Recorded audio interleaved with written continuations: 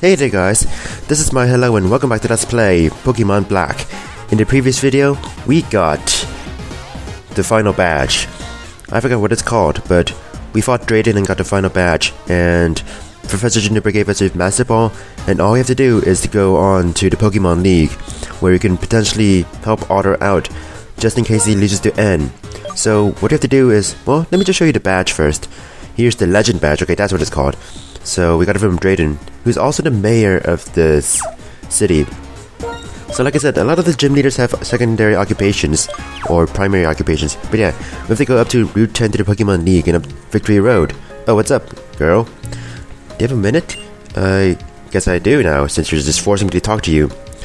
A big storm on Route 7. Oh, how's it different from natural weather? You know, maybe I want to check that out instead.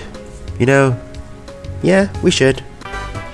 So welcome back to Miss Stratton City. It's snowing, it's cotton balls from the sky, and this was recorded back in April, even though it's May right now, so shut up.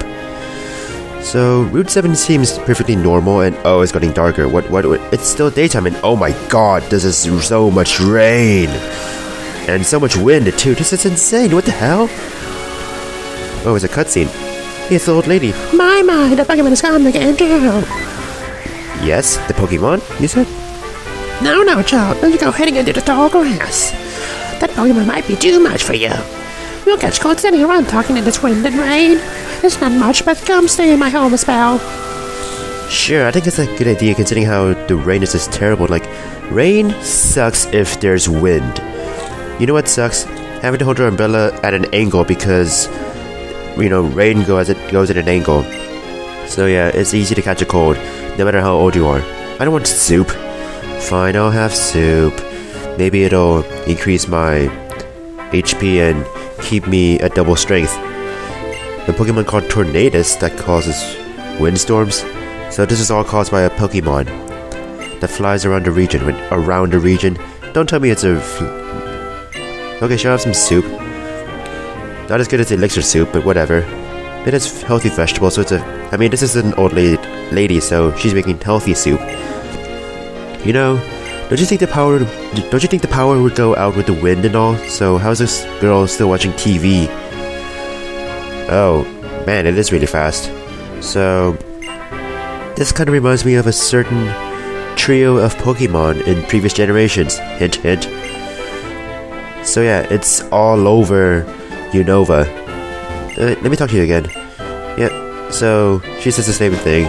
But that was informative. Hey, it's snowing again, yay! And what? Oh, hey.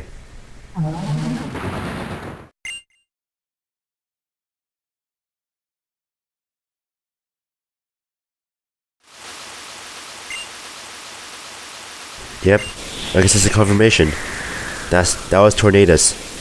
Tornadus wanted to say hi before spraying rain and wind in my face. I just said wind, you know, like rain and wind. But yeah, now we have to chase after Tornadus. He could be anywhere in Unova. Although, the lady said that Tornadus may be in different areas in the evening versus in the mornings. So I'm going to try something. It may not work, but... So it says right now Route 6. What if I wanted to appear at Route 9? Maybe I can shuffle back and forth, because... And by back and forth I mean go into Blizzard City. Okay, so still at Route 6. Let's see here. What does it say now? Route 6, okay. Not necessarily what I'm expecting. Let's see here. Route 8, oh, it's a change. Maybe we can change to Route 9. Come on, let's just keep on doing this. So I caved in and decided to follow to Route 7 where it said it was. Now I decided to bring a tiny nog and put it in the front of my party. Why? Because I'm going to use Repel, which can't ward away Pokemon that are stronger than my first Pokemon. And Tornadus is going to be stronger than my first Pokemon, Tiny Nog. Here it is, Tornadus. A pure flying Pokemon. It's a legendary Pokemon, but it flees. So that is annoying. So you have only one turn to do something before it runs away, assuming that you're fast enough. So you know what? I'm gonna use my Master Ball. I'm not even gonna deal with the stress of chasing it around Unova. I have better things to do with my time, you know? Thank God there's only one of you. Otherwise, I would have had to be very careful with using my Master Ball, but yep. There we go, we got the cycling Pokemon. Probably the only pure flying type, unless you do some modifications with certain Pokemon, like a God or a Chameleon, hint hint. Yeah, so let's name this. Yeah, you can probably guess what I'm gonna go for here. It's gone from suck to blow. Yeah. Of course I would name it that. Of course. And the wind is gone. Yay! And so is the rain. So I'm gonna meet you at somewhere else. Nimbasa City. Why? I'll show you why. The Battle Subway. Remember this area?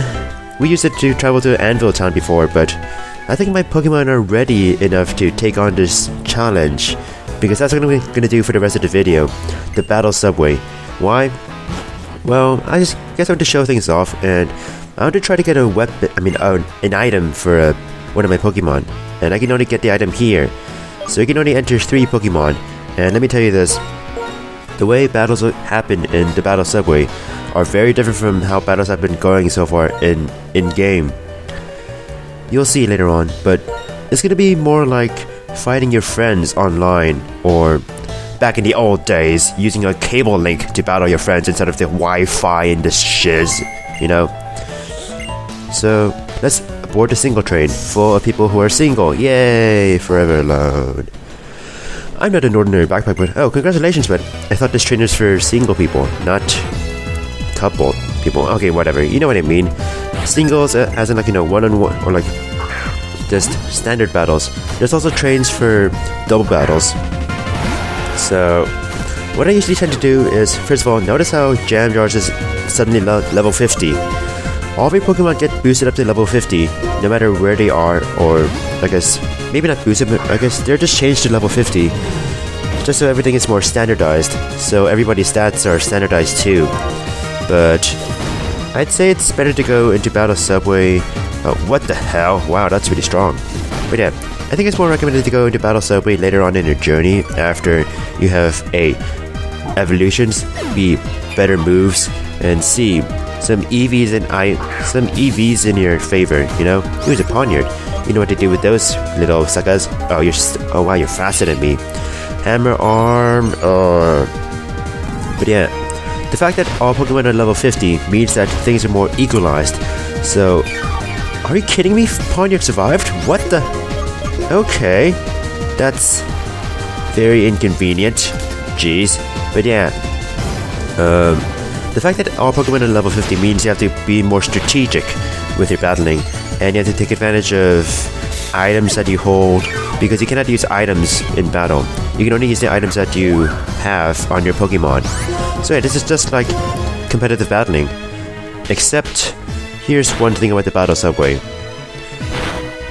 Everything related to chance is skewed in the AI's favor. Oh, that's annoying. Let me explain what I mean. The AI will have critical hits more often than you do. The AI will hit more often with inaccurate moves than you do. You're probably gonna miss a lot. Ooh, Rocky Helmet. That's a good placement on Boney. Considering, oh, of course you only hit me 2 times then, of all times. That would have been useful later on, but I guess not. But yeah, I like how most of the damage Minzino had is just because of the Rocky Helmet. That's nice. But yeah, they will have critical hits more often. They will hit more often. Yeah, I think you might want to go back to your wife. Secondary effects will happen more often for them, and when it comes to you, it would happen that often. But yeah, we're trying to get a winning streak. Oh, you're 4 years old, and if you're 4 years old, how do you have a Pokemon? You're only 4 years old. Jeez.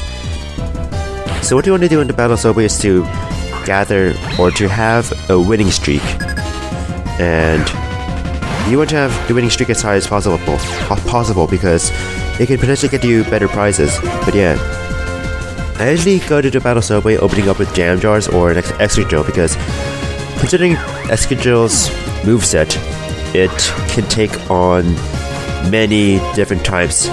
And with the expert belt, it has the upper hand in increasing its super effective attacks. And oh, come on, are you serious? Quite often, these Pokemon will have berries that'll decrease the effects of super effective moves. And holy, oh my god, that's horrifying. Jeez. Thankfully, I guess Jam Jars wasn't that hurt by Rocket Moon, but holy crap, that did a lot of damage. Like I said, critical hits happen more often. Critical hits happen more often with the AI, but I prevailed. Yay. You may notice that people are using Pokemon that are, I guess, that are like unevolved. Don't get used to it. That's only how it is in the beginning. The very beginning. Eventually, the Pokemon would be tougher. So I've decided to speed this up because, well, you don't need to see 7 or like millions of these battles. So basically, I just set a magic number, so I guess I have to explain. Each time you ride a train, you can have up to 7 battles because, you know, once you have 7 battles, then you kind of have the train stops. So you're basically fighting up to 7 battles per train ride. And it's in your interest to win the 7 battles, and you can heal in between. By the way, notice the music. Notice how the music changes as you go from car to car. Hey, are you the newlywed? The bride? But yeah. Ooh, a dino. Yeah, you get to see a wide variety of Pokemon, but if you see new Pokemon, they won't be registered in your Pokédex. And okay, here's what I should have done. I should have used Earthquake with Jam Jars because I was being a bit too, I guess, afraid or passive here, but what happens is that Jam Jars' Earthquake is strong enough to sweep most of the Pokemon in the first few battles. I'm not sure about Golett, but maybe. And like I said, I was being a bit too passive in this here, such that I made a bunch of mistakes, mostly because of how I was a bit too passive and, you know, not dealing damage as much as I should have. But he's a Baldur though, so, and all he's doing is Iron Defense. Great job, Baldur. But yeah, you may notice how Jam Jars is perfectly capable of sweeping a lot, only in the beginning. But yeah, notice how the music is developing here. And now let's go on to battle number 6. Yeah. You know, maybe it's called obsession. You shouldn't be too obsessed with Pokemon. Ooh, it's a Drillbur. I should have used Earthquake here because I'm perfectly capable of using Earthquake. And the reason why I used Thunder Wave is because I thought Bonu would be faster than Drillbur. No, not at all. So, yeah, I should have used Earthquake with Jam Jars, considering, oh ho, you got frozen. Oh ho, really? What the heck is that? But yeah, if I'd used Earthquake with Jam Jars, well, it would have hit the Drillbur regardless of whether it used Dig or not. In fact, if it used Dig, it would have been stronger, but I'm just going too far into statistics. But yes, now we've won 6 battles, so let's go into the 7th battle. The final battle of this train ride. So yeah, each train ride is 7 battles long, like I said before. So it's sort of like an endurance test, except, you know, you get healed in between, but basically you can't stop in the middle of the 7 battles. I mean, maybe you can pause, or you can choose to just stop and give up. But it's in your best interest to win as many battles as possible. Of course, if you lose one, then oh my god, what the hell? So yeah, Zorus are pretty interesting in that they have an illusion ability. I mean, ability called illusion, such that they will disguise themselves as the last Pokemon in your party. So Petalil is the last Pokemon in this person's party, so it disguised itself as a Petalil. Thankfully, both are weak to bug, so it didn't really matter in the long run, but it's interesting. But in practical applications, when you fight against real people, it's easy to tell that a Zorua is a Zorua, or its evolution is a something. So you can save battle videos if you want to view them later. I don't know why, I have no idea why I saved this battle video, considering how, well, I recorded this, you know, so the battle video is here, you know. But yeah, like I said, 7 battles, the train ride is over for now. You can choose to go on, because this is like a rest stop. You can choose to go back to Nimbasa City to rest up, but you get battle points. So for every 7 battles you win, you get battle points, which is the currency in the battle subway. You want to get as many battle points as possible. And that's what I want to do. I want to get up to 48 battle points. Now, that's quite a lot, but here's the thing. Let me say this. Every 21 battles, you actually get 16 battle points. How? Well, let's see if somebody mentions... vending machines. Nope. Let's see if somebody mentions the subway bosses. Yes. Each time you win 20 battles, then you will fight the subway boss. And so this is my 21st battle in a streak.